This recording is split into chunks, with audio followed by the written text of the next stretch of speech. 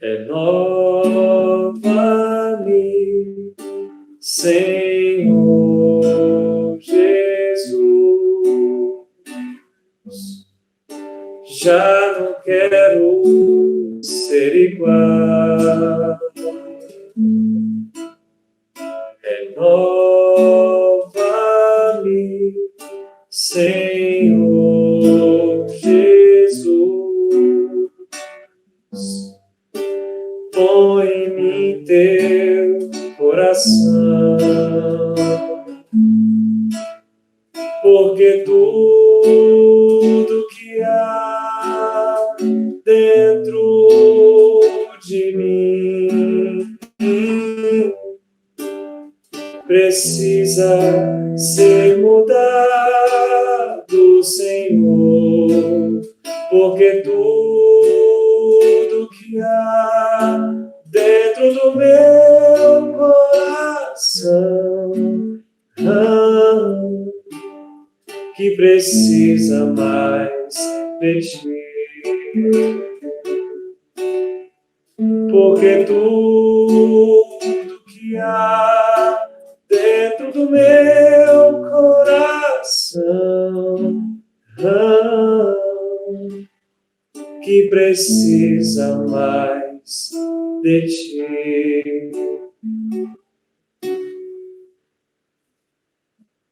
Olá, meus irmãos, sejam todos bem-vindos à nossa reunião virtual do Centro Espírita André Luiz.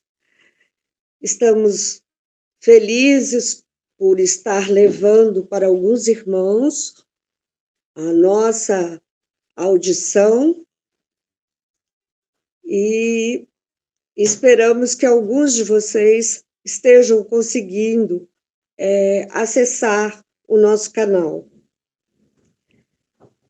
E agradecemos também a todos aqueles irmãos que, nesse instante, embora não possam estar assistindo a nossa reunião, mas estão vibrando junto com a gente, estão mantendo uma ligação espiritual com a gente.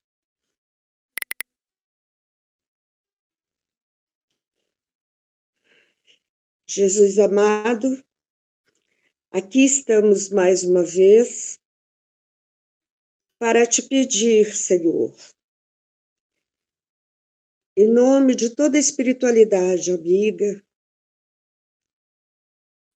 que venha até o socorro de todos esses irmãos que neste momento estão passando por uma grande enfermidade. Pedimos também, Senhor,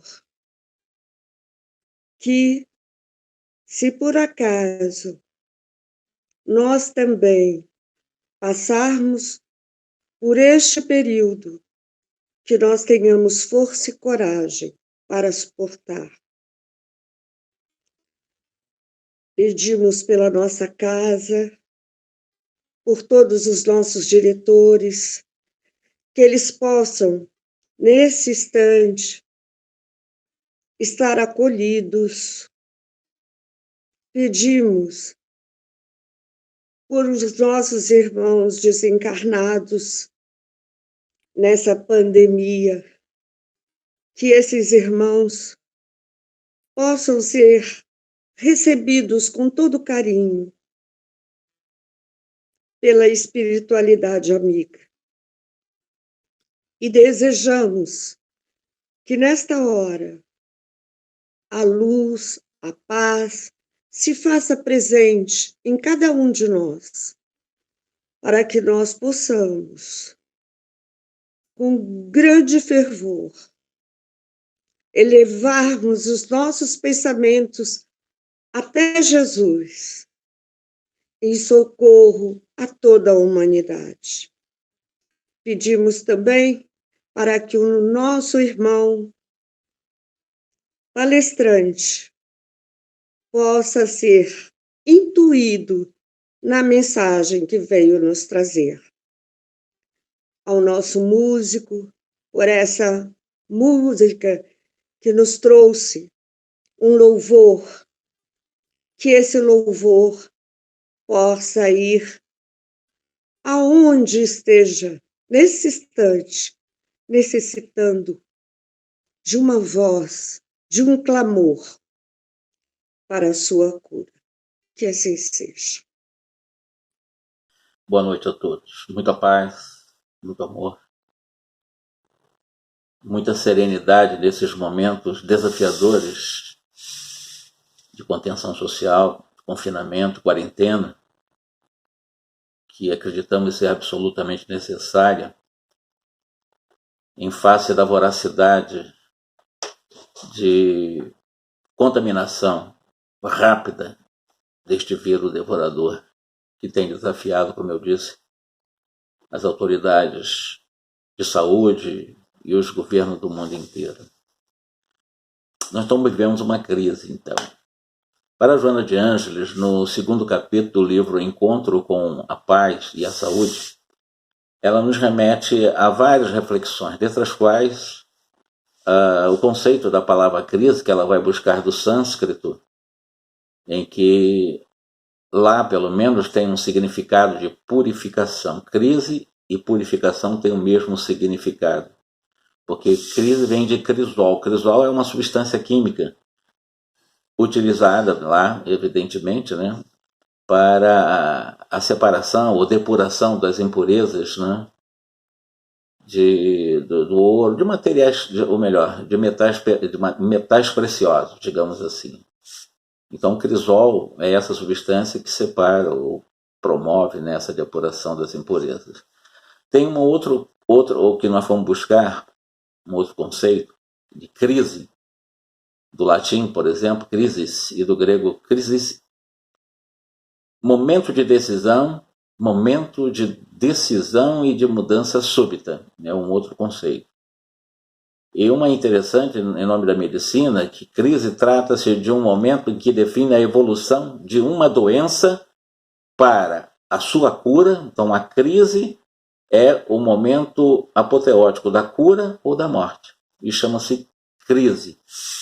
E para a economia, crise também está muito fincada a ideia de uma transição entre um surto de prosperidade e outro surto de depressão, ou vice-versa, né? Mas vamos lá, conforme Joana, crise também purifica os nossos movimentos psíquicos que não foram superados diante de outros e outros desafios do dia a dia.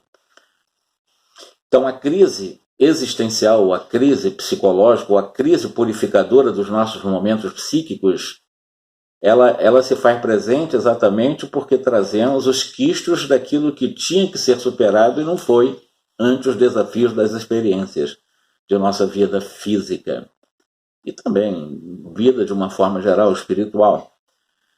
Diz ainda Joana, transformação sociopsicológica que exige coragem para enfrentamento, né, para essas mudanças de modelo, de paradigmas, né, assim como mudanças de condutas compatíveis com uma nova condição, uma nova realidade em função do que ocorre após as crises, né?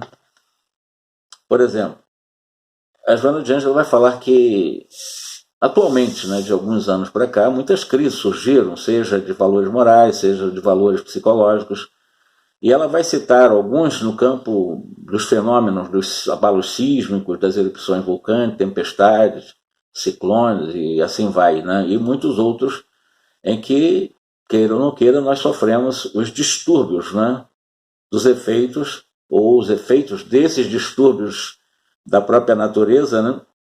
E evidentemente tendemos a fazer análise, né? Trazemos opiniões em termos de comportamento. Tudo bem.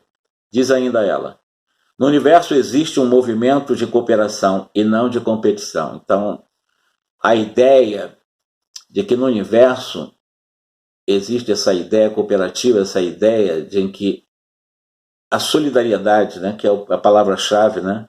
O universo nos ensina que o processo de cooperação, processo cooperativo, tem que nos afastar do processo competitivo, porque nós estamos o tempo todo competindo um com o outro. E isso não faz parte da natureza, não deveria fazer parte da natureza, né? Porque o que faz parte da natureza para o nosso crescimento é a solidariedade, a cooperação, né? E não competição. E ela ainda nos leva que a sociedade ela vai se dividindo em grupos étnicos, sociais, raciais, culturais e até mesmo em separações de seitas ou bases, né, religiosas com subgrupos, normalmente também que são competidores, né? Surge grupos, subgrupos de extensão de cunho religioso que também não se cooperam, não cooperam entre si, não há solidariedade, há uma competição religiosa muito intensa também nos dias de hoje. E ela nos lembra que os preconceitos são frutos também de uma crise. Que crise? Preconceito é fruto de crise moral para ela, né? E o preconceito, considerando as nossas crises morais, pode levar à própria humanidade o que ela chama a um instante de autodestruição. Autodestruição. Né? Nós estaríamos também imbuídos coletivamente em um processo de comportamento competitivo, né? E que faz ou estabelece exatamente a desarmonia de um planeta. Porque nós vivemos em um planeta e nós estamos desconsiderando a importância de cooperarmos com a harmonia da natureza. E nós, eu digo nós, de uma forma geral, os ambiciosos, aqueles gananciosos, aqueles que são presos aos cifrões, sobretudo, escravizados à vida utilitarista, sensualistas, né? Eles não cooperam, na realidade eles destroem, num processo competitivo, a harmonia da própria natureza. Isso também estabelece base de crises, né? Crises no próprio planeta. E nós, como falamos de preconceitos, ela vai falar ou nós nos unimos em benefício do ideal comum, dentro de uma visão de solidariedade, né? Um ideal, um objetivo, o objetivo do bem, né? Ou seremos arrastados pelas correntezas dos desequilíbrios, da loucura, de uma forma geral, ficamos em paranoia, né? O que o mundo hoje está bastante paranoico, né? Lembra nossa irmã, toda cooperação é urgente. Temos que ter realmente espírito cooperativo, né? Que é o princípio da solidariedade. E ainda levanta, porque a terra sofre devastações, padece efeitos das chuvas ácidas, né, que são provocadas por essas indústrias que liberam substâncias químicas, né, através de suas chaminés ou por outros meios em que saturam de ácidos corrosivos a própria atmosfera e aí as chuvas elas acabam sendo ácidas. Envenenamento por metais pesados nos rios, né? Ela fala também da questão da camada ozônica que nós estamos destruindo, intoxicamos o oxigênio em função disso. Aí vem dentro de uma análise para alguns cientistas eles discutem a questão do degelo dos nossos polos, mas ela fala aqui do degelo dos polos, traz aridez para algumas regiões da Terra, né? E que muitas regiões que eram férteis antes, hoje, já não são tão férteis, aliás, já são até bastante áridas em função da nossa escolha não solidária de vida social. Diz ainda Joana, somente uma crise de consciência humana, somente uma crise de consciência sociológica, também podemos dizer, poderemos despertar, né, a consciência daqueles que têm destruído o nosso habitat. Como a gente, talvez uma pandemia dessa leve, em algum momento, as pessoas a refletir sobre tudo isso que destrói por ambição o nosso habitat. Nosso habitat é a nossa terra, nosso planeta, né? Então eles estão abusando dos recursos naturais, através do que ela chama de exageros industriais e a prepotência de algumas nações que acabam respondendo pelo estado em que se encontra o nosso planeta. Nosso planeta está doente. Está numa quarentena, o planeta quase como um todo, relativamente de quarentena, para ver se respira um pouco. Nosso planeta precisa respirar, no sentido metafórico, está doente. Está doente, ela está falando exatamente isso por causa dos exageros das prepotências de algumas nações que vão respondendo exatamente por esses desmandos, por esse desequilíbrio. Não cita as nações, mas nós sabemos quais são, né? Na raiz dessas crises encontra-se a ambição econômica. Olha que coisa interessante, né? Essa pandemia está nos levando exatamente a uma grande crise econômica. E por causa da ambição econômica, o que ela fala aqui, né? Em favor do poder e do ter.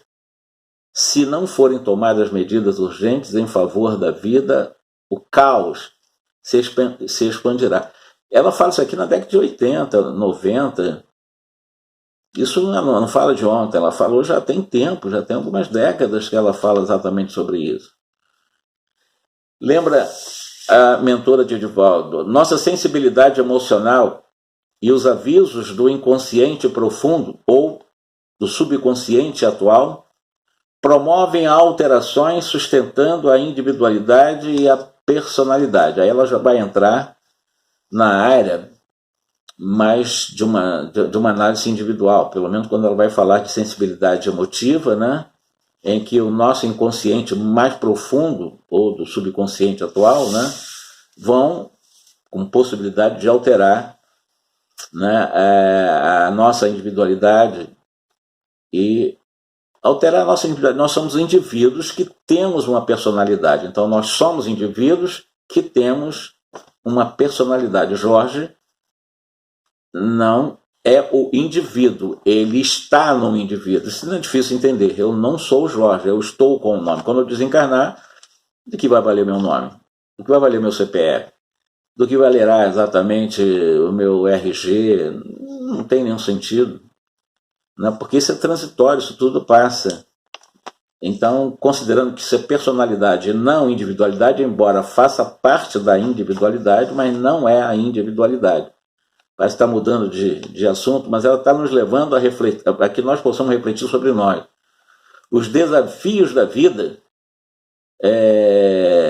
na realidade, nós não podemos ficar presos aos que ela chama nosso automatismo psicológico, atendendo aos comandos repetitivos primários do subconsciente, sem reflexão nem aptidão para escolha. Mesmo em nossas escolhas inconscientes, ou seja, ficar preso à nossa animalidade e não à luz que já somos, ficamos presos às nossas tendências, às nossas viciações. E o desafio da vida fazem parte desse nosso gradual desenvolvimento emocional, intelectual, que nós somos criaturas que estamos numa condição ainda bastante animalizada, bastante materializada, eu diria também. Com as comunicações virtuais, por exemplo, o que nós estamos fazendo aqui é uma comunicação virtual, né? E as veiculadas pela mídia, de uma forma geral, trazem de informações degradantes que sobrecarregam o pensamento e a emoção. E isso traz ou receio nos relacionamentos da vida, da nossa luta diária, ou o bloqueio dos sentimentos, na indiferença para aceitar novas informações perturbadoras. O nosso relacionamento com a vida, ela se dá muito, né, em termos emotivos, né, em termos de informações que possam nos perturbar, naquilo que nós escolhemos no dia a dia alimentar a nossa cultura, alimentar as nossas informações. Existem pessoas que vivem o tempo todo na televisão buscando as violências, aplaudindo pelos números dos mortos pela Covid-19, vibrando por isso. Aquelas que vivem procurando imagens de erotização, né, das imagens pornográficas, e assim vai. O que ela está se alimentando? De coisas boas? De coisa saudável? Não. Ela está perturbando, ela certamente está bloqueando sentimentos nobres, né, porque ela está sendo indiferente a aceitar, no caso nós espíritas, né, as boas informações que o Espiritismo nos leva para melhor reflexões sobre o que nós estamos fazendo na Terra.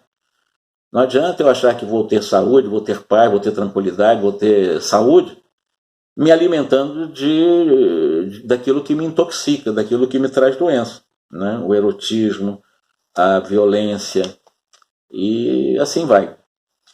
Os mais atrevidos, na falsa autoconfiança, são pessoas que acham, tem gente que quer enfrentar o vírus, no caso, fazendo uma comparação, sem máscara, inclusive ele sem a máscara, na realidade tem o objetivo de, muitas vezes existem pessoas já contaminadas, já criou o anticorpo dentro do seu organismo, ou então aqueles que são chamados assintomáticos, não apresentam sintomas, mas estão com vírus. E o vírus, basta falar, tossir, espirrar, joga para o ar. Quem passar por ali, evidentemente, poderá respirar, né? Poderá inalar essas gotículas, né? E, evidentemente, se contaminar e vir a falecer, porque o vírus, ele, quando pega o nosso corpo deficitário, nosso corpo com dificuldade imunológica, ele realmente é devorador. Ele é inapelável, né? Então são por causa desses atrevidos, dessas falsas autoconfianças, não, o vírus não vai me pegar, não é assim. E também autoindiferença pelos dramas à sua volta, não habituados à reflexão mental, procuram caminhos exteriores de ilusão. Existem muitos irmãos nossos no caminho da ilusão. Muitos que permanecem ainda absolutamente estonteados ou narcotizados da realidade da vida. Estão vivendo de subconscientes, né? E não de realidade racional. Diz ainda, a psique humana tem quase a mesma idade do universo. Aí fica mais difícil nós, digamos assim, compreender, porque quando fala psique humana, ela nos leva, né, à psique do divino, né? Ela nos leva ao Criador com dos seus atributos, onipresença, ou, através das suas leis, íncita, instalada ou já gravada em nossa consciência, que são as leis divinas. Desde a criação, que o psiquismo passou a formar-se sob o comando da mente divina. Isso equivale a dizer que nós somos, por advirmos do divino, já somos divinos por essência, porque viemos do perfeito absoluto. Isso é um ponto. Mas nós recebemos a missão de buscar a verdade para que esse divino que já somos ilumine esse que estamos na busca da verdade, para vivermos a felicidade. Isso levará muitos bilhões, trilhões de anos cronológicos. E nem temos que ficar muito preocupados com o amanhã. O que nós temos que estar nos preocupando é com o aqui e agora, porque só o aqui e agora, esse presentismo, na realidade, o presente já é um presente de Deus, né? Presente, é uma dádiva de Deus. É que nós resolvemos as nossas questões, não ficar nem pós-preocupado com coisas que fizemos no passado e nem preocupado com o que nós poderemos fazer no futuro. Não temos que estar ocupados com aquilo que estamos escolhendo fazer no presente. Isso é de extrema importância para a nossa saúde, a nossa felicidade mesmo, relativa, mas a nossa felicidade. Alcançamos a humanidade conservando todas as experiências ancestrais, ou seja, do passado, e os resíduos são resistências para a apropriação de novas reflexões. O que ela está dizendo para nós é que nós, pelas nossas experiências do passado, trazemos para o presente o que ela chama de resíduos que acabam também interferindo nas nossas reflexões atuais. Resíduos bons e resíduos ruins, né? Como nós somos ainda bastante ignorantes e moralmente preguiçosos, os resíduos das nossas tendências ruins, elas são muito fortes na vida presente. Por isso que nós ainda permanecemos na superfície das questões simples. Mesmo nas questões mais simples, nós ficamos numa condição bastante superficial, né? Ao invés de nós tentarmos aprofundar o nosso pensamento, mesmo diante das questões simples, compreendermos a essência na simplicidade de qualquer situação? É começarmos a trabalhar nossas percepções, né? Perceber o que eu estou fazendo, o que estou lendo, porque estou assistindo uma palestra, porque estou fazendo uma palestra, porque estou utilizando o roteiro de Joana de Ângeles, por que o Espiritismo faz ou não sentido para uns ou para outros, por que as mensagens espíritas elas não são coercitivas, elas não são proibitivas, mas as mensagens espíritas são convidativas, elas nos convidam a buscar caminhos mais seguros para nós, né? Caminhos que, ao alcançarmos, seremos elementos de contágio positivo àqueles que estão buscando também esses caminhos, e aí vai. Ela diz ainda, a crise existencial é um tipo de ruptura, então vamos falar da crise da nossa existência, é uma ruptura com alguns dos resíduos ruins, né? Porque os resíduos bons não, mas os resíduos ruins, ela fala muito bem que crise no campo da medicina é aquilo que leva para a saúde ou para a morte, é um momento de crise. E, nesse caso, a crise existencial é essa ruptura com alguns tipos de resíduos que nós trazemos do passado, as lembranças que estão no inconsciente, né? E que normalmente vão para o consciente, propiciando novas aquisições da inteligência e da emoção, para as conquistas mais complexas da harmonia, do equilíbrio, da estabilidade, da realização pessoal. Então, se nós estamos passando por um processo de crise existencial, essa crise existencial representa exatamente essa possibilidade de trabalharmos muito bem, né? Ela nos propicia novas aquisições na inteligência, nas nossas emoções, para conquistarmos a harmonia, né? Para conquistarmos equilíbrio, para estabilizarmos as nossas realizações pessoais.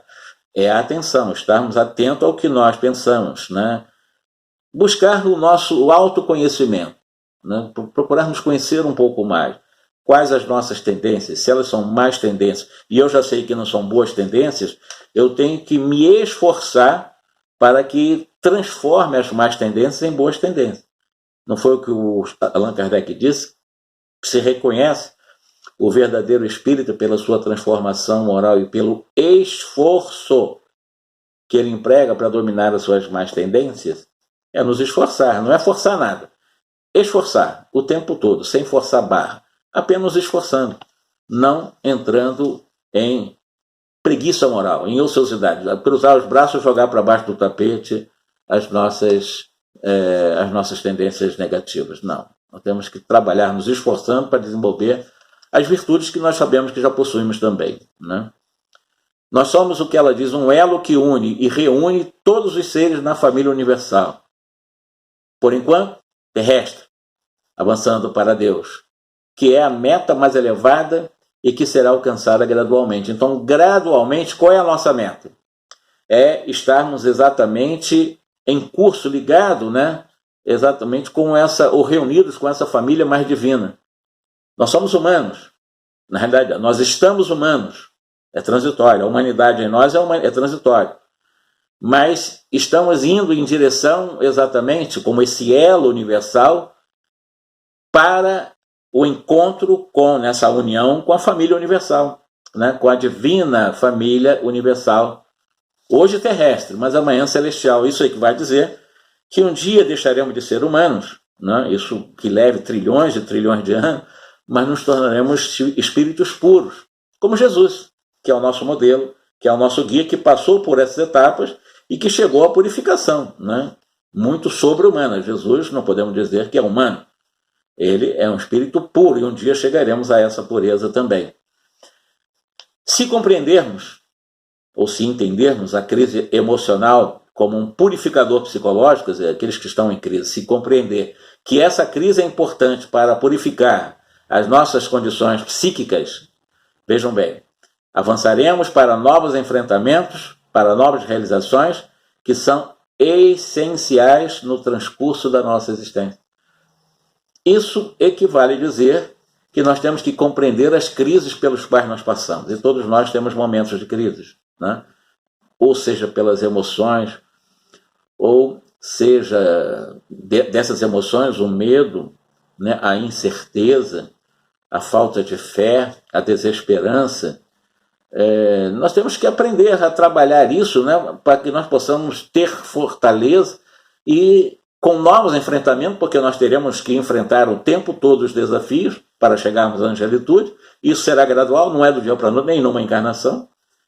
Por isso nós temos muitas e muitas encarnações para que nós possamos realmente, ao enfrentar os desafios, realizações que são essenciais nesse transcurso evolutivo, para alcançarmos exatamente a nossa angelitude.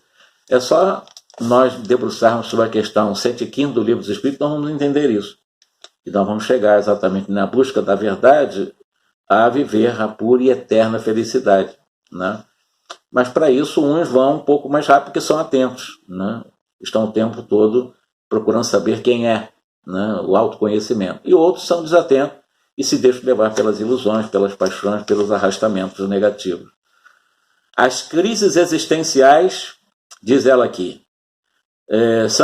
são ocorrências normais que nos predispõem a avanços significativos em nossa história, e não só na nossa história. Em todas as crises coletivas humanas também foram convites significativos na história das civilizações. Na crise de impérios, crise de imperadores, de reis, crise de sistemas, né? Tudo isso levou exatamente a uma soma de experiências de grupos e de pessoas. As crises existenciais nos indivíduos desaguam inevitáveis nas crises de natureza social. Então, se 10 indivíduos, 20, 30 indivíduos em crise, acaba contaminando o coletivo, né? Assim como o contrário também, quando nós estamos em harmonia, contaminando o social. Se estamos em crise, mas em crise que não encontramos um caminho de possível solução, nós contaminamos também a sociedade fica instável, né? Há um contágio, uma contaminação, que ela está falando para nós aqui. Surgem as crises econômicas, porque os governos abandonam os compromissos que assumiram com o povo. Joana de Ângelo. Então, as crises econômicas são reflexos do descompromisso dos governantes, né, em relação às promessas feitas para a massa, para o povo. Isso é o que nós mais vemos na história do nosso Brasil. Para tratar do seu interesse, do enriquecimento do seu partido, da sua família, dos seus interesses inconfessáveis. Parece que Joana de Ângelo, que escreveu isso há mais de algumas décadas, estivesse escrevendo agora, para nós no Brasil, não é verdade?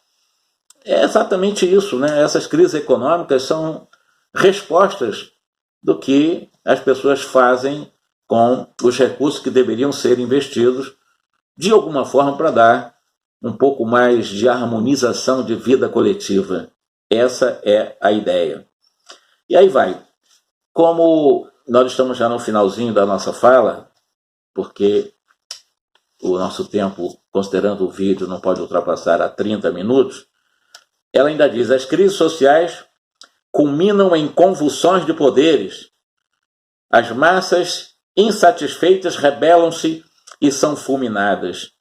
Se conseguem sobreviver, é mediante o derramamento de sangue dos irmãos. Quantas crises sociais que levaram às guerras civis e que os mais fracos é que foram exatamente alcançados através daqueles que mais instrumentalizados com as armas destruíram alguns anseios populares, né? Sobretudo os países que não permitem a liberdade da população. A liberdade que eu digo, você não tem uma liberdade de errar, é uma lei de Deus, chama-se livre-arbítrio, é a lei de liberdade, né? Nós podemos fazer o que quiser, só que nós não devemos fazer certas coisas, que é a lei do dever.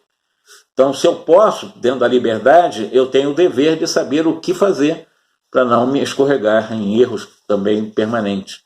E ainda a predominância do nosso ego, né? A predominância do nosso egoísmo sobre a nossa realidade essencial, que a psicologia chama de self, responde pela crise de conduta, em razão da fragmentação do que deveria ser a unidade psicológica de cada um de nós. Quando há a fragmentação entre o ego, ou seja, entre aquilo que estamos, que é transitório, e o self, que é aquilo que é essência em nós, evidentemente acaba trazendo para nós, nessa fragmentação, grandes, enormes distúrbios psicológicos para nós mesmos.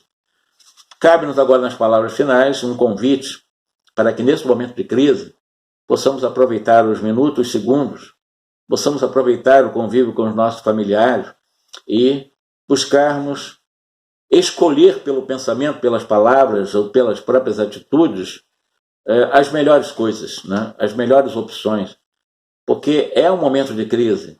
É um momento de crise também emocional, existencial para muitas pessoas que se sentem presas, enclausuradas.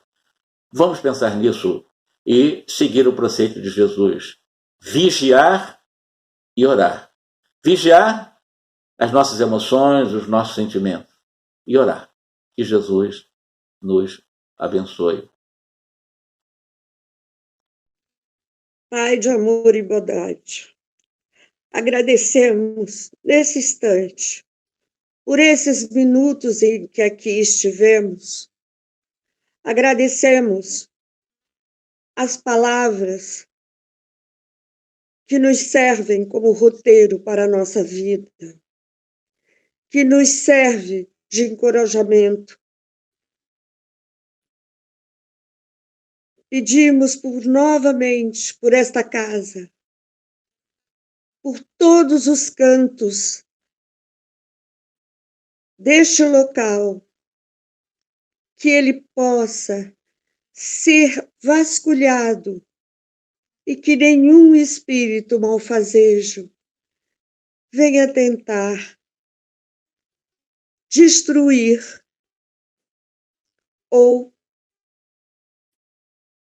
conduzir de outra forma os nossos trabalhos. Pedimos à nossa Mãe Maria Santíssima, Mãe das Mães, que neste momento olhe pelo nosso Brasil, olhe pelos nossos lares, que tenha piedade daqueles, Senhora, que passaram por este mundo sem nada perceber. Que esses irmãos ainda possam ter a oportunidade de ser encaminhados e esclarecidos. Pedimos, Senhor, por todas essas crianças que estão passando também por esse momento de regeneração, que elas possam entender tudo o que está acontecendo, para que no futuro próximo elas sejam aquele estandarte, aquele lema da nossa doutrina, levando o amor, levando a caridade a todos aqueles que nesse instante necessitam, não só os encarnados, mas como os desencarnados também. Que Ismael se compadeça desta terra chamada Brasil, para que nós possamos ter dias melhores. Que assim seja.